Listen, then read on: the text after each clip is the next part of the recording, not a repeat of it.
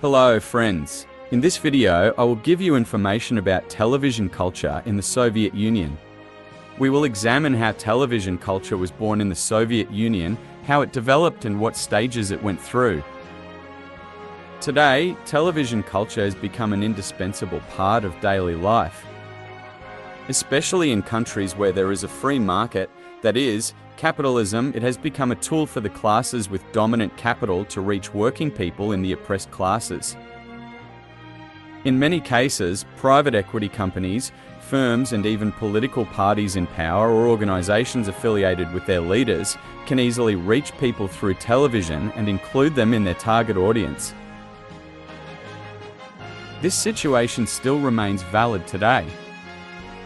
Television, which is presented as an indispensable part of our age, but can easily manipulate human perception due to the way it is used, has followed a different path in the Soviet Union than in many other Western countries, especially the USA.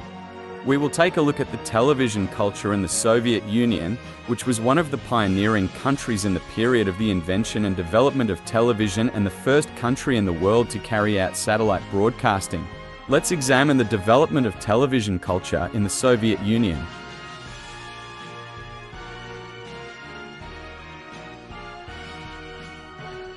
The word television comes from the Greek words tele meaning far and the Latin words video meaning to see.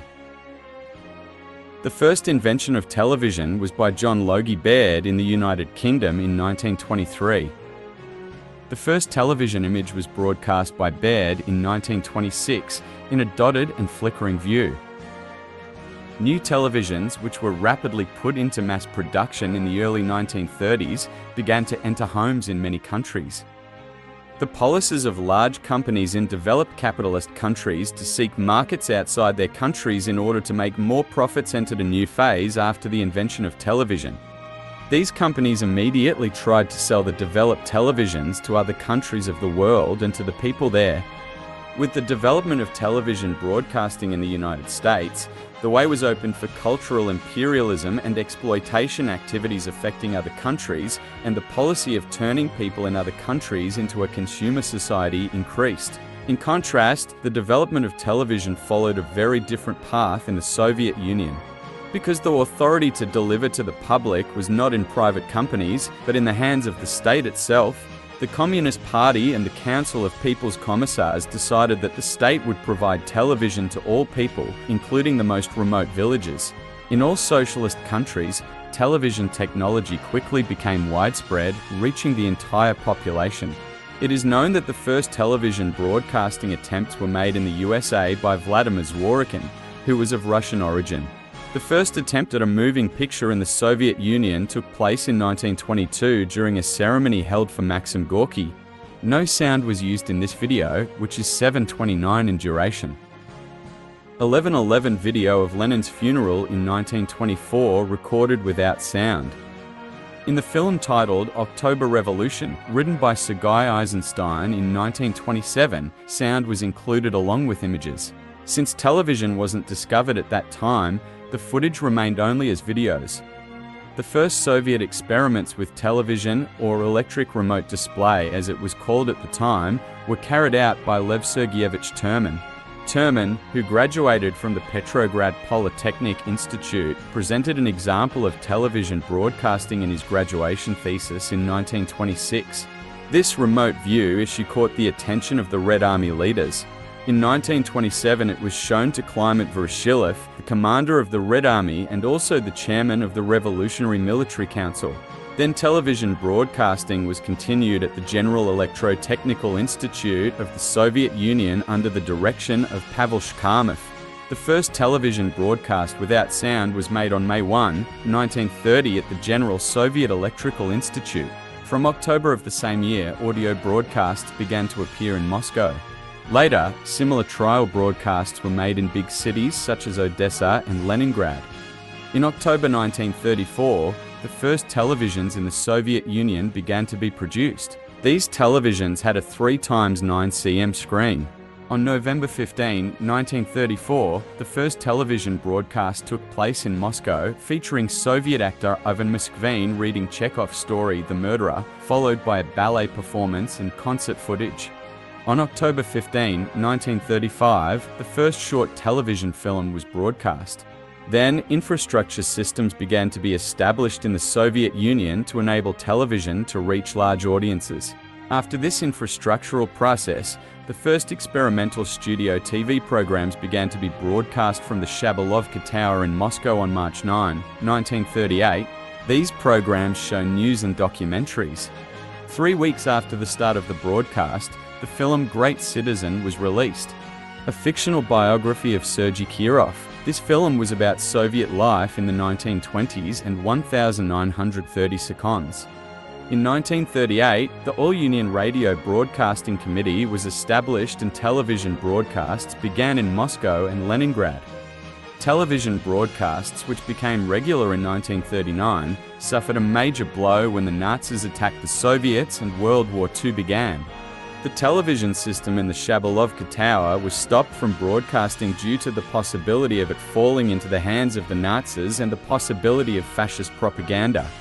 During the war, television broadcasts were almost non-existent in all cities.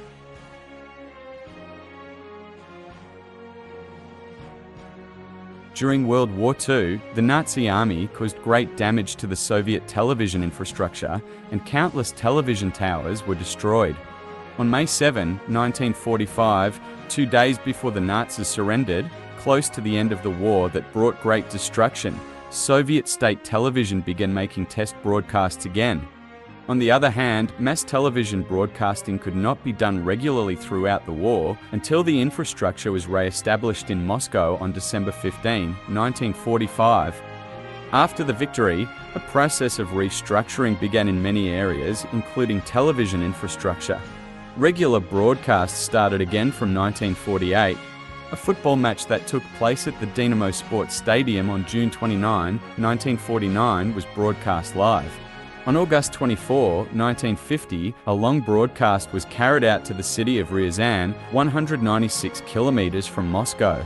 Initiatives have been launched to begin broadcasting from space. The satellite, which was prepared by Soviet experts and would initiate the world's first satellite broadcasting, was launched on October 4, 1957. The incident was talked about in newspapers and radio news bulletins in many countries for weeks. The first broadcast signals reached Earth on June 23, 1965, with the help of the Soviet satellite Malina. Due to the Soviet Union's large geographical location, it was difficult to establish television infrastructures and broadcast in every region. The time zone difference was an obstacle to broadcasting because 11 different time zones were used in the Soviet Union. For example, a program broadcast at PM in Moscow would be broadcast at PM in the Kazakh SSR. In addition, the western part of the country belonged to Eastern Europe, and there were mountainous areas and irregular settlements in the densely populated Ural region. On the other hand, the Soviet Union was also broadcasting to other Warsaw Pact socialist countries. Under these difficulties, Soviet television broadcasting faced many difficulties during the post-war reconstruction process, but despite this, it overcame them all and made great progress in television broadcasting. In the late 1960s, the process of showing color broadcasts on television began.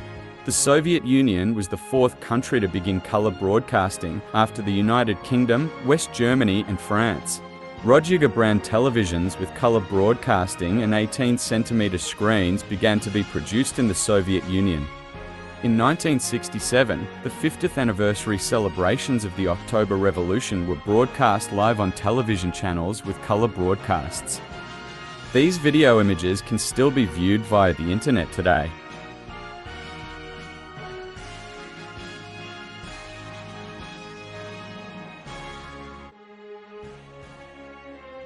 Regular color broadcasts were limited in the early days. Broadcasts were made 2.5 hours a day, 4 days a week in 1960, 4 hours in 1965, 4.5 hours in 1966, and permanent in the following years. By 1973, the USSR had one channel broadcasting to 6 countries, with regional stations serving all of the Soviet republics, autonomous republics, and even smaller minority communities. By the late 1970s, television culture had spread to many parts of the country. The broadcasts, which were prepared in three categories as Central, Republic-specific and regional, generally included children's programs, films, documentaries, news and educational programs. Major sporting events were broadcast live. Series produced for TV received great acclaim during this period. In 1977, broadcasts everywhere began to be made in color. The Communist Party decided to prepare programs that would fill all the time of the Soviet people. Programs were produced and films were shot for all diverse audience groups, including children, women, and the elderly. Soviet television was introduced to the whole world thanks to the 1980 Summer Olympics being held in Moscow. Soviet channels that broadcast the Olympics live were featured on the channels of many Western countries. However, Soviet broadcasts could not be shown in the 64 Western countries that boycotted the Olympics due to international tensions following the Soviet Union's intervention in Afghanistan.